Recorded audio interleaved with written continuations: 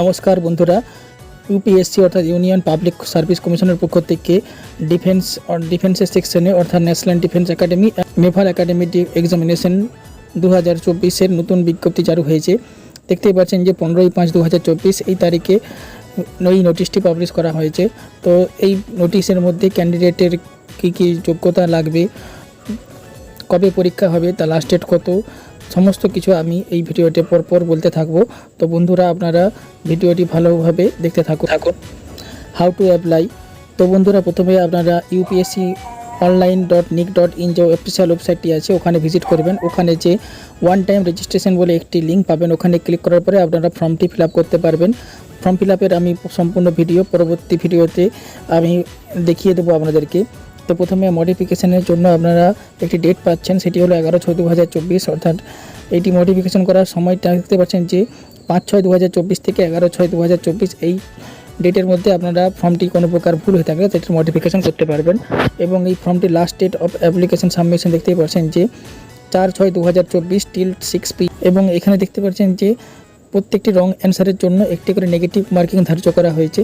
তো নেগেটিভ মার্কিংটি অবশ্যই এটি খেয়াল রাখবেন যে কোনো কোশ্চেন যখনই উত্তর টিক দেবেন বা তখনই খেয়াল রাখবেন যাতে নেগেটিভ মার্কিং না হয় বা কোশ্চেনটি যাতে ঠিক হয়। তাহলে নেগেটিভ মার্কিং হওয়ার চান্স থাকলে আপনারা সিলেকশন হতে পারবেন না। তো বন্ধুরা, কোন কোন ডিপার্টমেন্টে কতগুলি ভ্যাকেন্সি আছে তার সম্পূর্ণ লিস্ট এখানে আপনারা দেখতে পাচ্ছেন। যে আর্মির জন্য 208টি, ইনক্লুডিং 10 ফর ফিমেল ক্যান্ডিডেট, এবং নেভির জন্য 42, এয়ারফোর্সের জন্য দেখতে পাচ্ছেন যে ফ্লাইংয়ের জন্য 92, গ্রাউন্ড ডিউটিস টেকের জন্য 18 এবং গ্রাউন্ড ডিউটিস নন টেকের জন্য 10 এবং নেভি একাডেমির জন্য 34। টোটাল 404 টোটাল ভ্যাকেন্সি আপনাদের কাছে এখানে ইউপিএসসি তরফ থেকে পেশ করা হয়েছে। তো বন্ধুরা, এবারে এজ রিল্যাক্সেশন দেখতে পাচ্ছি 2 জানুয়ারি 2006 থেকে 1 জানুয়ারি 2009 এই তারিখের মধ্যে যাদের ডেট অফ বার্থ আছে তারাই একমাত্র এই ফর্মটি ফিল আপ করতে পারবেন।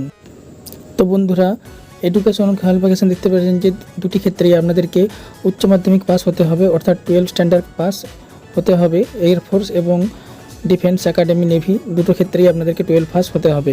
বন্ধুরা, এখানে অ্যাপ্লিকেশন ফিস দেখানো হয়েছে।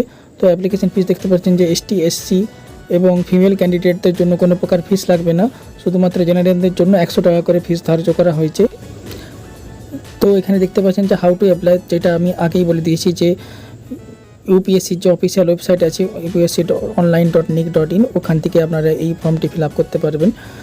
তো বন্ধুরা, এখানে কিছু ডেট দেওয়া হলো এবং সেই ডেটগুলি এখানে আপনারা দেখতে পাচ্ছেন যে এই ডেটগুলি আপনারা একটি নোট করে রেখে দেবেন।